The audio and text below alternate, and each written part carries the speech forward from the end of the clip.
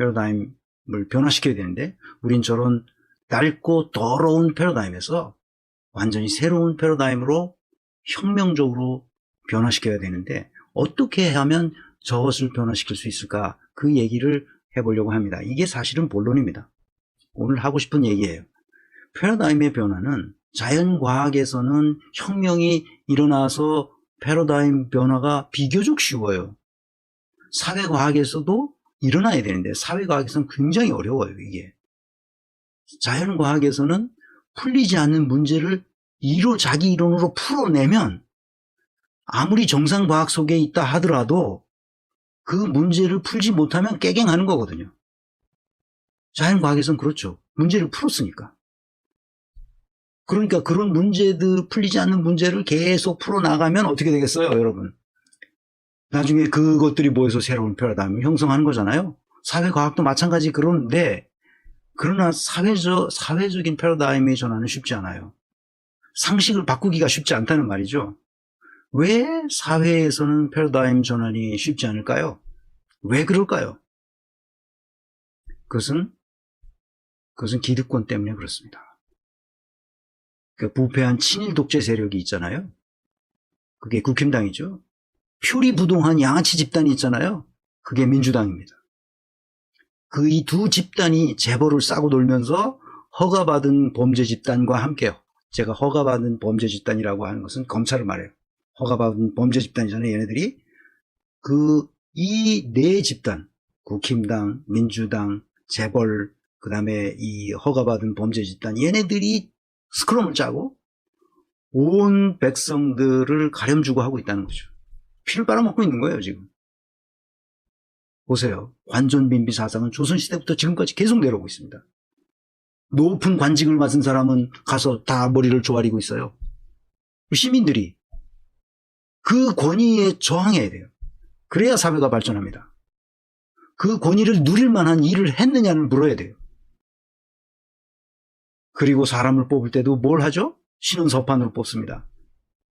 당나라 시대에 만들어졌다고 얘기했잖아요. 그 신원서판으로 뽑은 것이 오늘날 현대판 신원서판이 뭐냐? 학벌이 어떠냐? 외양이 잘생겼느냐? 말을 그럴듯하게 하느냐? 글을 그럴듯하게 쓰느냐? 이겁니다. 그러니까 어떤 과학적 그 인재평가 방법론이 없어요. 그러니까 나라가 이렇게 윤석열 같은 인간을 우리가 대통령으로 선출해 놓고 그 말을 따르는 거예요. 말이 안 되는 거죠. 그래서 오늘 얘기하려는 그 본론은 이겁니다.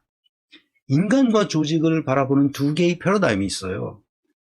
두 개의 패러다임인데 잘게 쪼개면 네 개인데 일단 두 개로 생각해 봅시다. 두 개의 패러다임.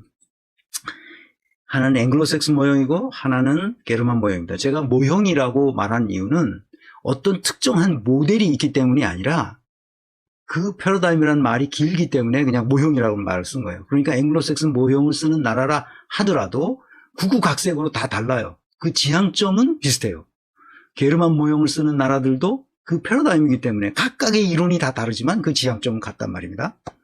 그러니까 미국, 영국, 호주 이런 나라들이 앵글로색슨 모형을 쓰고요. 게르만 모형을 쓰는 나라는 독일, 스위스, 오스트리아, 네덜란드 같은 나라들이에요.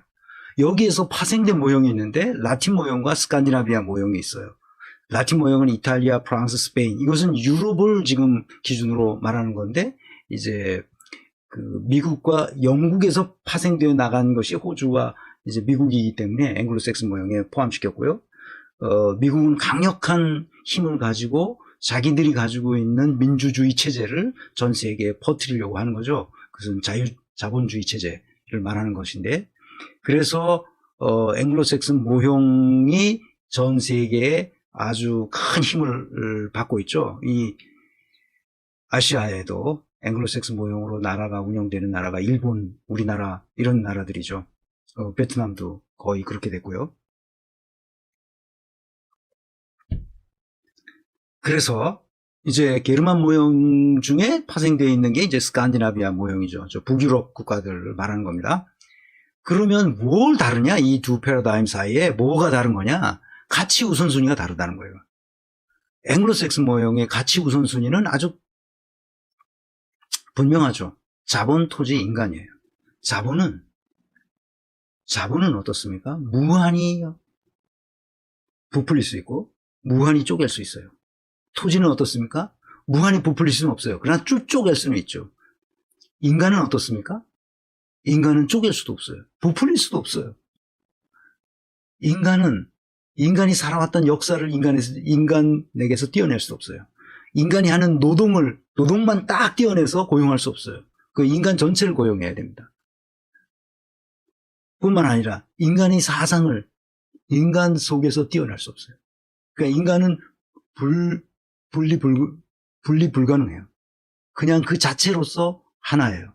그래서 인디비주얼이에요. 개인이죠. 인디비주얼이라는 말은 더 이상 디바이드 되지 않는다. 더 이상 나눌 수 없다는 뜻입니다. 인간은 나눠지지 않아요. 부풀리지도 않고. 그러므로 가장 고귀한 존재가 인간인 거예요. 그런데 앵글로색슨 모형은 가치 우선순위를 자본에다 둡니다. 돈에다 둔단 말이죠. 그런데 게르만 패러다임은 가치 우선순위를 인간에게 둔다는 거죠. 인간은 존엄한 존재라고 생각하는 거죠. 그리고 두 번째가 토지요. 자본은 얼마든지 만들어낼 수 있고 얼마든지 축소시킬 수도 있고 얼마든지 쪼갤 수도 있어요. 그러니까 그건 그렇게 중요한 게 아니에요. 그러니까 이 두 개의 패러다임은 서로 삼았디 아니하는 거죠. 그것을 통약 불가능성 또는 비교 불가능성이라고 말합니다. 그래서 앵글로색슨 모형은 돈을 최우선으로 두기 때문에 매년 4만 명이 총에 맞아 죽어요. 4만 명이요. 어디 가서 전쟁하고 죽는 게 아닙니다. 4만 명이 총에 맞아 죽어요. 다른 사람 총에 맞아 죽든 자기 총에 맞아서 자살을 하든 4만 명씩 죽습니다. 우리나라는 2천 명이 산업재해로 사망하죠. 평균 매년. 왜? 돈이 우선이거든. 인간은 그렇게 중요하지 않아. 이렇게 생각하는 거죠. 그래서 가치 우선순위가 서로 다른 이 두 패러다임 사이에 가장 중요한 차이는 하나는 닫힌 지평 속에서 살아가요. 이 지평이 뭔지는 나중에 설명드리겠습니다. 게르만 모형을 쓰는 나라는 열린 지평 속에서 살아갑니다. 그들은 역사의식과 시대정신을 가지고 국가를 운영해요. 그런데 앵글로색슨 모형을 쓰는 나라는 닫힌 지평을 가지고 있기 때문에 법의 정신과 생활세계가 크게 괴리되어 있습니다.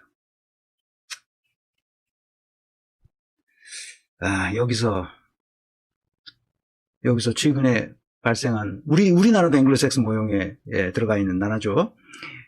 그러니까 법의 정신과 생활세계가 괴리되어 있다는 말이 무슨 말이냐? 김학의 사건을 보면 금방 알아요.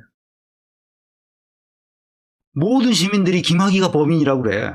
김학의가 죄인이라고. 이미 시민들은 다 심판을 했어요. 그런데 법은 어때요? 우리의 생활세계가 완전히 동떨어져 있죠. 다 무죄 났습니다. 완벽한 무죄. 누가 주물렀습니까? 무죄가 나도록 검찰에서 주물렀죠. 법의 정신과 아무 상관이 없는 생활세계가 이루어지고 있다 이런 말입니다. 그래서 이 기득권층이 자본을 쥐고 있는 이 기득권층이 우리의 노동자들을 억압하고 착취하는 것을 허용하고 있죠. 그런데 우리 헌법은 그것을 허용하지 않습니다. 그런데도 법률 세계로 내려오면 법기술자들이 얼마든지 노동자들을 착취하고 가난한 사람들을 억압할 수 있도록 만들어져 있죠. 이게 바로 앵글로색슨 모형의 특징입니다. 게르만 모형은 어떠냐? 인간을 최우선으로 하죠. 그래서 인간의 존엄성을 존중하고 보호하는 것이 헌법 제1조 1항으로 나왔어요. 그래서 반드시 제가 여기서 이 얘기를 해야 되겠네요. 시간이 많이 지났나? 벌써 1시간 가까이 됐는데, 제가 독일에 유학하는 기간 내내 우리 아이들의 자녀 양육비, 그 다음에 우리가 사는 집세 보조비를 받았거든요. 저는 외국인이잖아요. 더군다나 한국은행 직원 신분이었다고. 그런데 우리 집에 자녀 양육비, 집세 보조비를 아무 이유도 없이 묻지도 따지지도 않고 그걸 매달 주어서 그거를 저축해서 여름 방학에 되면 유럽 전체를 여행 다니곤 했습니다. 놀랍지 않아요? 모든 인간은 법 앞에 평등하기 때문에 그런 거죠. 우리는 헌법이 어떻게 돼? 모든 국민은 법 앞에 평등하다고 돼 있어요. 이 국민과 인간의 차이죠. 외국인도 내국인과 똑같이 취급해왔죠. 생각해보세요. 정경심 교수, 유죄팍적 판결한 상고심, 주심, 천대엽 대법관이 김학의 전 차관에 대해서는 완전히 무죄로 때렸죠.